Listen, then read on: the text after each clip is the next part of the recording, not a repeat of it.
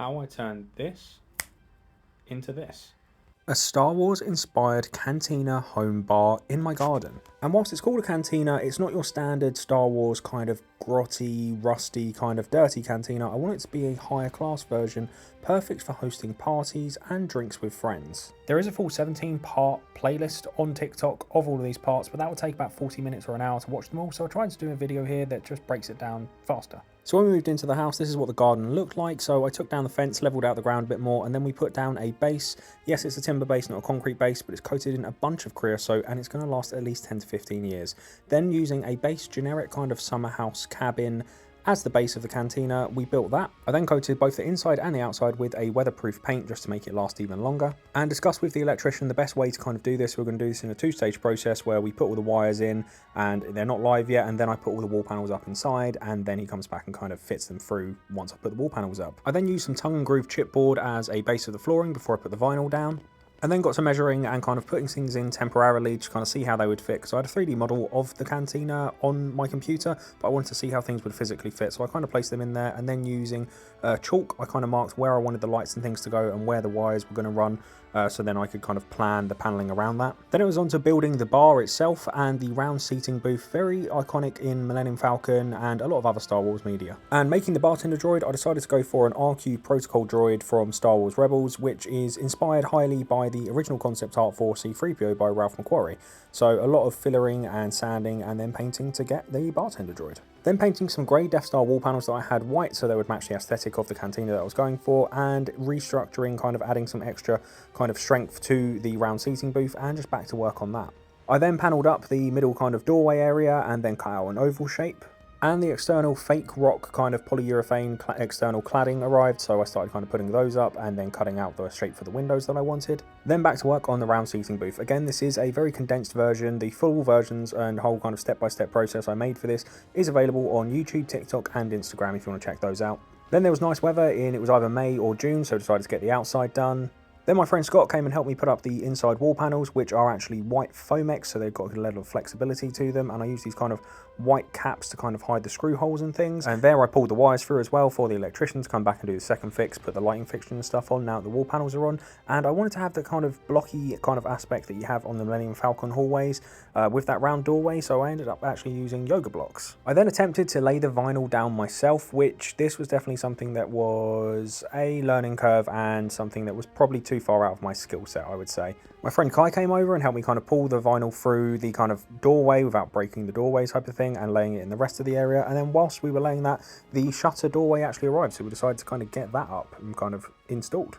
Then whilst the electrician was over kind of installing the lights and the plugs and things, I decided to just work on the doorway. So I was actually using spare leftover bits of wood from the cabin that came, because there was a lot of spare leftover wood, so it's tongue and groove kind of fits together, and I'm just fixing this into that kind of rounded shape on the kind of doorway, as you kind of see here. I then used a spare wood again and coated it in a bunch of Zinza and creosote just to make sure that it was weatherproof, even though it's going to get covered with the kind of external cladding panels anyway. And then manually cut out all of the lettering for the name of the cantina, which is Pathway to Petropia, and tried painting it with mixing up paints to try and get the right colour, which I couldn't, but luckily B&Q does colour match, so I could take in a scrap piece of the external cladding and they could colour match it perfectly.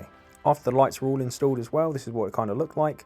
I think the main big light in the middle of the room is just too bright and I didn't really need it, but I'm not a lighting expert, so how would I have to know? And the main kind of table area, I wanted something inspired by the Dejarik board, but to have a kind of higher class look to it, kind of as if it was marble. So I used an IKEA round table and then painted everything on by hand using a kind of stencil that I sketched from online, and then coated it in a clear tabletop resin to make it solid and make sure the paint wouldn't run or have any issues, and I can put drinks on it and stuff. I then put the lights into the bar, kind of the bar area that I wanted, because it's very similar to kind of stuff they have at Galaxy's Edge, that kind of oval shape in the middle of the bar, and then fixed on top of that some perspex and acrylic, one layer of kind of clear acrylic I believe, and then a layer of MDF thin kind of cut out to let the light through in a specific way, and then another layer of acrylic on top of that to make sure it was all waterproof, and then kind of put a bunch of waterproof sealer and stuff in or around that to make sure that if drinks were spilt, it wouldn't damage the lights and stuff. Then using the same Foamex that is on the walls, I kind of just panelled around the bar to kind of just make it all kind of flow better and look better like that, and then just put a piece of rubber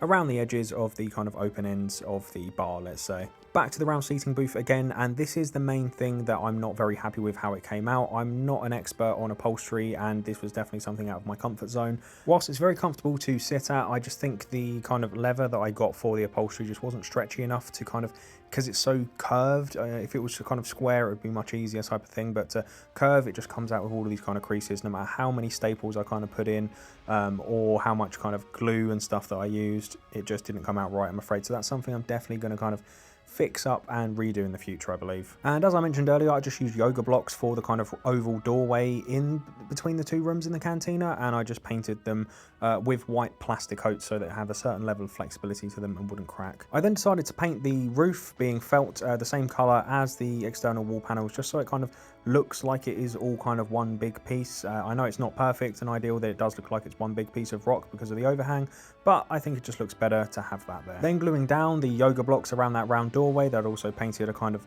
black line around just to make them pop a bit more. And then lastly, it was just to get things like the bar stools in and put the table kind of in around the seating booth and screw that to the floor so it doesn't move and it's perfectly central, and just kind of put some decorations up, including this great hyperspace war bas relief, also known as Palpatine's mural seen in Revenge of the Sith. The one they used in the film is 6 meters wide, but for the purpose of the cantina, I made this one 2 meters wide, and that's one of the many props that I make as a full-time prop maker. I can also make it 1 meter wide if desired. And that's the cantina basically finished for now anyway, with some upgrades in time. Inside it's just kitted out with a bunch of props, mainly things that I've made, and I've added some greeblies on the walls because in every video I post about this, I always get comments being like, you need to make the walls dirtier, you need to add rusty pipes and all this sort of stuff, because a standard cantina most people think of Dok-Ondar's at Galaxy's Edge, or the one on Tatooine, which is made of rock and it's in a kind of impoverished or like underclass kind of area, so they are made to look as if it's kind of a bit dirtier and older and lower class, I guess. But for this, I specifically wanted it to look high-end, inspired by specific things in Star Wars, such as Mon Mothma's apartment and a lot of kind of things like casinos and things on Coruscant or Canto Bight, that type of thing. So I want the walls to be white, very specifically inspired by other areas of Star Wars. There aren't specifically a cantina as the term, but are types of bars and things that they have that exist in Star Wars with a very similar type of aesthetic to them. I've put a few of these kind of Imperial sentencing data cards from Andor on the walls to kind of signify that they are kind of like a registration for each piece of artwork on the wall, and I want it to kind of look as if these are historical, expensive pieces of artwork, not unlike Luthen's kind of place in Andor where they collect artwork for high bidders basically, and people who are higher class in Star Wars. I want it to kind of look higher class, that there are collective pieces of historical artwork on display, and that's the whole kind of idea here. Originally I wanted this to be a ship, but it was making that external structure that would be kind of rounded and stuff would have been double the price of the cost of a cabin summer house with a more square sort of shape to it, which is why I decided effectively the outside was going to make it look more like a cantina, and inside would still remain similar to how I would have made it if it was going to be a ship, but effectively without a kind of little separate cockpit area. Also a shout out to my friend Martin, also known as Night Trams online, who does embroidery and stuff, who put the name of the cantina on these kind of tea towels, which was really cool. And I just love how this has kind of turned out. There are a couple of areas of blank space that I do want to put more props on the walls, but I don't want it to look cluttered and the walls to be completely filled with props and things displayed on the walls. But I've added the greeblies just to add that kind of little extra effect and stuff to them, and I'm just really happy with how it all has kind of turned out, as you kind of see here, with all the stuff in here, and to feel like it is a little part of having Galaxy's Edge in your own garden. Every prop you see in here is pretty much something I have made, from the Loth Cats, as you kind of see there, to this Star Wars Rebels mural, but recreated in kind of a 3D aspect for wall display. Chopper was actually made out of an old bin. The Mortis dagger made in rubber, so they're convention safe as well as great for display.